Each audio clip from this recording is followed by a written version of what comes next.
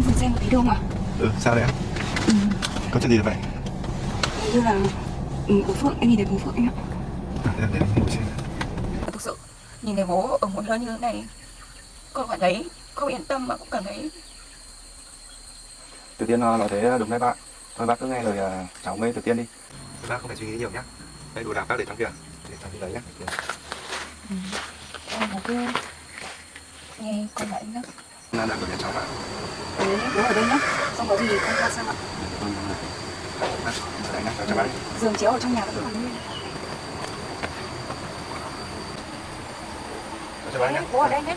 Ở đây có con chó vàng với lại mấy con mèo. Ở đây. Con đi em ạ.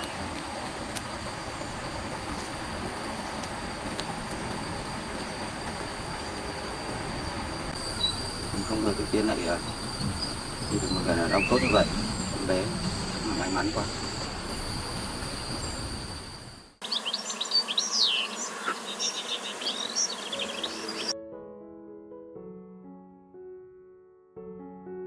The first fragile rays of dawn sliced through the lingering mist, illuminating a vast lychee orchard that stretched across the rolling hills. The air saturated with the intoxicating sweetness of ripe fruit and the earthy dampness of morning dew.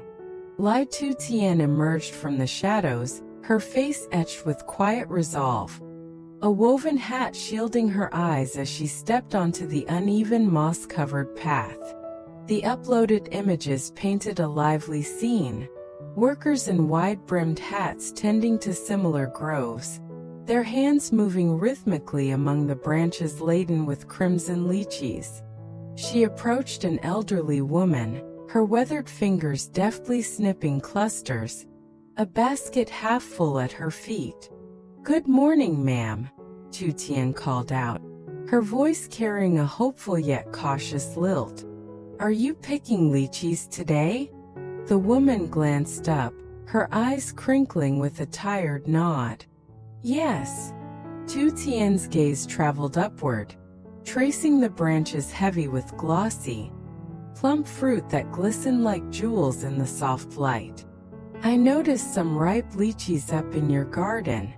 Are they for sale by any chance?" The woman paused, wiping sweat from her brow with a calloused hand, her hesitation palpable. "I do sell, but this batch is already claimed by someone else. If you're keen, you can go up and pick your own." A spark of opportunity flickered in Tu Tien's chest, her spirits lifting. "All right, I'd like to buy a whole basketful. Could you let me have one?" The woman pointed toward a steep hill, her gesture firm. "Sure, head up and pick. This lot's already spoken for, though." Tu Tien adjusted her hat, the images revealing a winding trail snaking through the orchard's heart, flanked by towering trees and scattered leaves. "Do you have any scissors or a knife I could borrow?" she inquired, her tone polite but eager. The woman rummaged in her basket and handed over a pair of worn shears, the metal dulled but functional. "Here, use these," she said gruffly. Tu Tien flashed a grateful smile.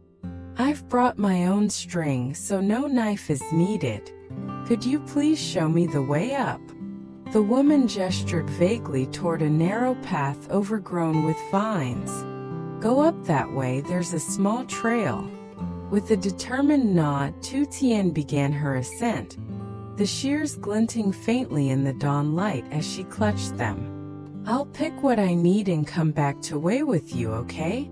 The woman waved her off with a curt, "All right," and returned to her task. Reaching the treetops, Tu Tien steadied herself on a sturdy branch, the tree swaying gently under her weight as she began snipping the juiciest, most vibrant clusters.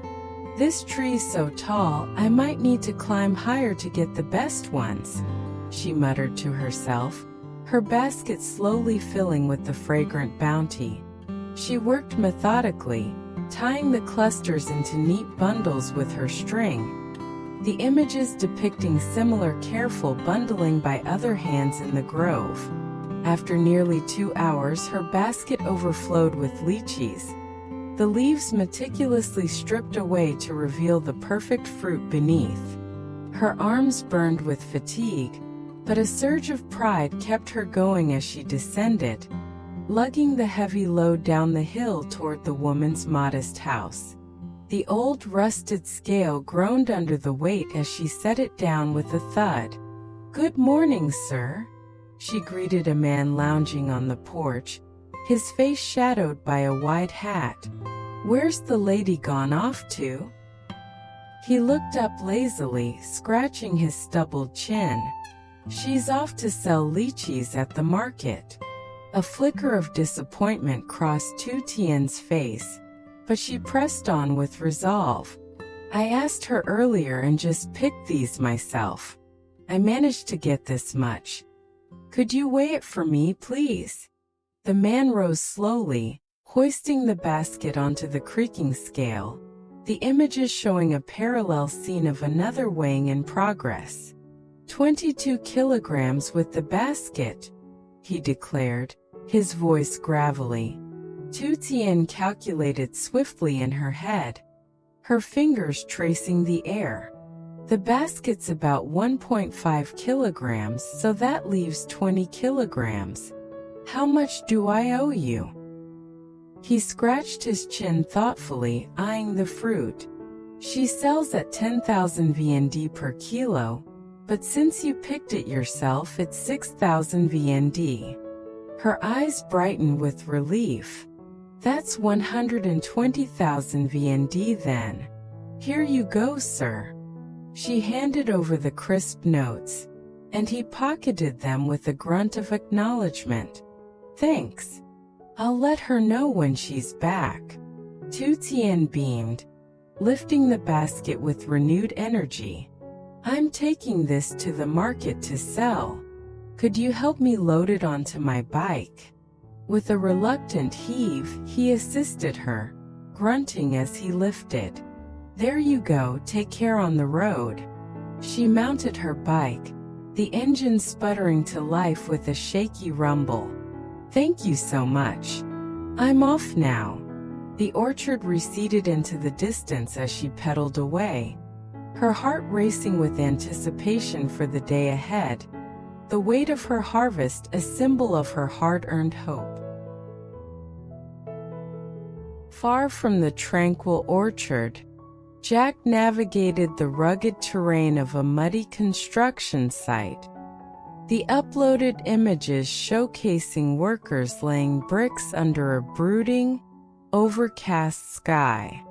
He unfurled his blueprints, the paper crackling as he inspected a half-raised wall, his sharp eyes scanning for imperfections. "Don't worry, we're being very careful with the work," a worker assured, wiping sweat from his brow with a dirt-streaked sleeve. Jack nodded firmly, his voice steady. "Good. Just make sure you follow the design I provided, okay?" The man grinned, adjusting his hard hat. "Sure thing, boss." Jack surveyed the site further, the photos revealing a team hauling timber, cement bags, and tools across the uneven ground. "Hey, the progress is pretty fast, huh?" he remarked, a hint of approval in his tone. The worker chuckled, leaning on his shovel. "Thanks to the hard work of the crew, they've been at it since dawn." Jack checked the intricate framework of the Thai-style roof, his fingers tracing the lines on the blueprint. "Initial check looks solid, but make sure the roof matches the plans exactly. No shortcuts." The man agreed with a nod. "Got it, we'll keep it precise." Jack scanned the bustling site. "How many workers do we have on this job?" The worker counted on his fingers, his brow furrowing. "Over 10. but I split half to another site since this one's on track for now. Jack's brow furrowed with concern. Keep a close watch, fix any mistakes now. Later it'll be a nightmare to adjust. The man nodded solemnly. True, I'll stay on top of it. He stepped aside to a quieter corner, the images showing an older man observing from a distance, his posture rigid with authority. Has Mr. Dong checked the site lately? Jack asked, his voice lowering. The worker sighed, shifting his weight. Yeah, now and then.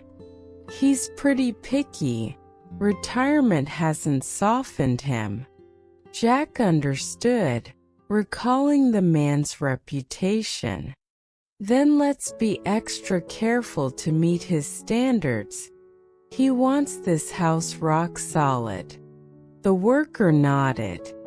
I'll keep the team in line and double-check everything. Jack rolled up his plans, tucking them under his arm. All right, I've checked enough for now. I'll head out.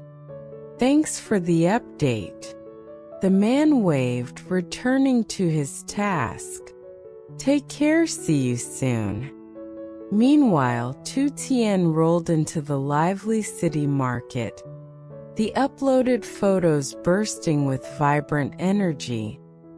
Vendors shouting, buyers haggling, and colorful canopies fluttering in the breeze. She unloaded her lychees, arranging them meticulously under a striped awning, the fruit's glossy red skins catching the sunlight. Within minutes, a crowd formed, children tugging at their parents' sleeves, elders peering curiously, their voices blending into a lively hum. Ma'am, how much for a kilo of lychees? A middle-aged woman asked, her eyes bright with interest. 10,000 VND, try one if you like, Tu Tien replied, handing over a plump cluster with a warm smile. The woman bit into it, her face lighting up. Delicious. Give me 2 kilos, please. Tu Tien weighed it carefully on a borrowed scale. 2.1 kilograms, I'll take 2 kilograms, that's 20,000 VND. The exchange flowed smoothly, the images capturing hands passing money and fruit in a rhythmic dance. A young man approached, his voice familiar. Tu Tien, sell me a bunch. She laughed, recognizing him. Oh, I saw you over there earlier, were you watching me? He grinned, adjusting his cap. I was at a site nearby and came by. Take the last bunch, please. She handed it over with a chuckle. 18,000 VND, thank you. Jack appeared through the crowd, holding a cool cup of orange juice, the condensation dripping down the sides. Tu Tien, drink this, it's scorching out here, he said, his concern evident. She smiled warmly, patting her basket. Thanks, but I've got water in here already. He helped her pack the empty containers, stacking them neatly. Sold out already? That was quick. She nodded, wiping her brow. Yes, it went fast. People loved them. He glanced around the bustling market. Let's get a small scale for next time. It'll save you the hassle. Inside a cramped shop, the images showed an array of scales on display, their metal surfaces gleaming. How much is it? She asked the shopkeeper. 50,000 VND. he replied, handing her a compact model. She paid and tested it with a lychee cluster, nodding in approval. Thanks so much. Ready to go. Jack nodded, slinging her bag over his shoulder. Yeah, I'll drive you home. On the road, she reflected aloud. I sold 20 kilograms today, good profit. Are you really thinking of opening a company? He smiled, keeping his eyes on the winding path. Yeah, I'm seriously considering it. Might be time for a new venture. The journey continued, their conversation weaving a stronger bond with each passing mile, the market's clamor fading into memory. The return trip wound through a dusty countryside lane, the afternoon sun dipping low, casting long jagged shadows across the parched earth. Suddenly, Tu Tien's sharp intake of breath broke the silence, her eyes locking onto a frail figure slumped against a gnarled tree, a bundle of firewood at his feet, the uploaded images revealing the weathered face of her ex-father-in-law, Father Phuang. Jack, stop the car for a moment, please, she urged, her voice trembling with urgency. Jack braked sharply, the tires skidding slightly on the loose gravel. What's wrong, Tu Tien? What's happening? She pointed ahead, her finger trembling. I think that's Father Phuang. I recognize him from a distance. Jack squinted through the dusty windshield, his brow furrowing. Really? Let me check it out. They hurried out, the photos capturing the man's exhausted, sunken features. Father, where have you been all this time? Tu Tien exclaimed, dropping to her knees beside him. The old man rasped, his voice hoarse. I've been gathering firewood to sell. It's all I can do. She frowned, concern etching deep lines into her forehead. Why in this heat, Father? It's dangerous for you. He shrugged weakly, his shoulders sagging. I'm just trying to make a little money to get by. Jack stepped forward, pulling a water bottle from his bag. Hello, sir. Please have some water to cool down. Tu Tien knelt closer, her voice softening with worry. Did you gather that firewood from down there by the stream? He nodded slowly, his breath labored. Yes, down by the water's edge. Jack's tone grew serious, his eyes narrowing. Where are you staying now, sir? You can't be out here alone like this. The man hesitated, his gaze dropping to the dusty ground. I'm under that culvert down there. It's my spot for now. Tu Tien's heart plummeted, a gasp escaping her lips. Under the culvert? That can't be right. Jack opened the trunk with a decisive click. Let's load your firewood, sir. I'll take you somewhere safe. The man protested, raising a frail hand. No, I can carry it to sell myself. It's not much trouble. Tu Tien insisted, her voice firm yet gentle. No, Father, let me handle it. Where should I take you now? He pointed downhill with a trembling finger. Down to the culvert, that's where I've been. They drove to the site, the images depicting a dark, damp culvert with a trickle of murky water seeping through.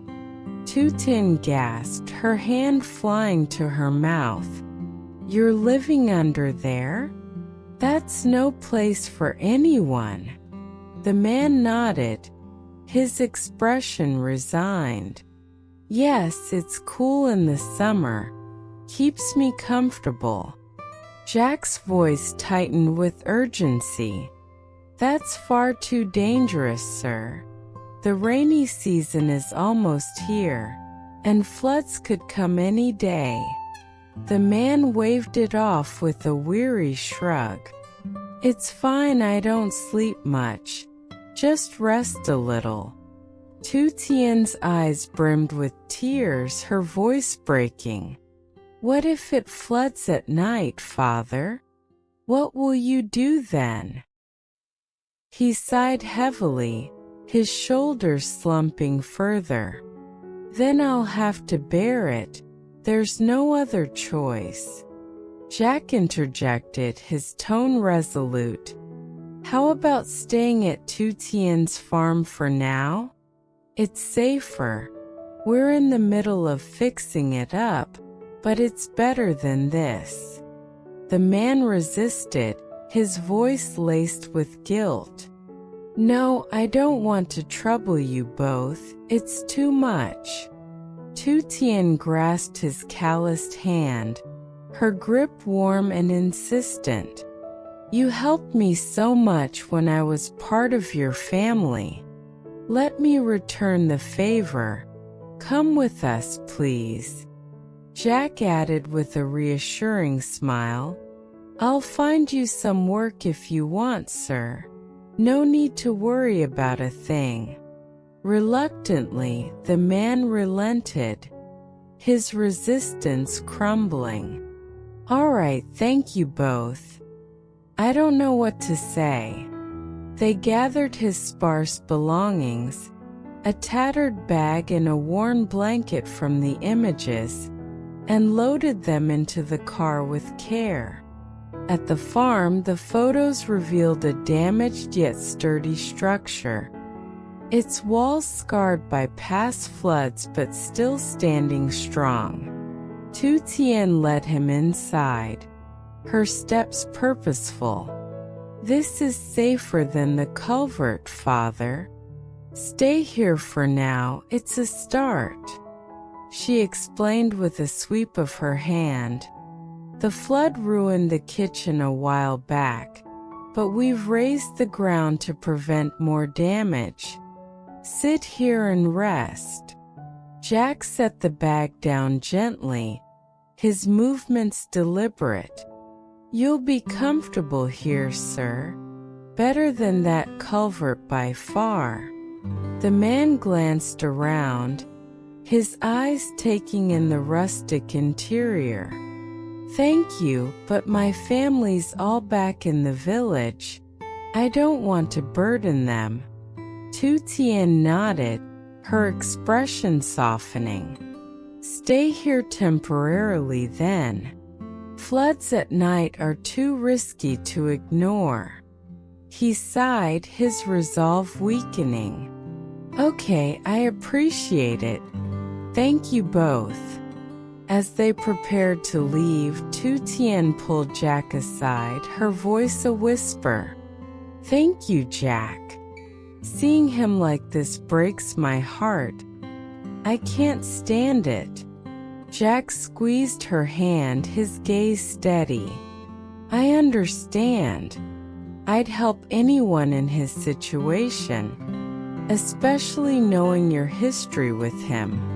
They climbed back into the car, the farm offering a fragile new beginning for Father Phuong, their compassion a beacon against the looming threat of the rainy season.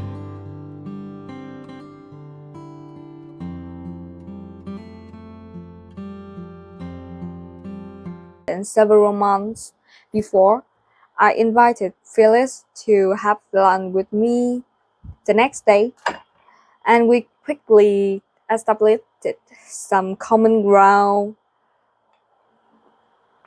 We were about 10 years apart in age, but she had also been with her husband for about 50 years. She talked of how they met and what their life had been like. And I could tell by her stories and the warmth of her tone of voice that she, too, had a happy marriage.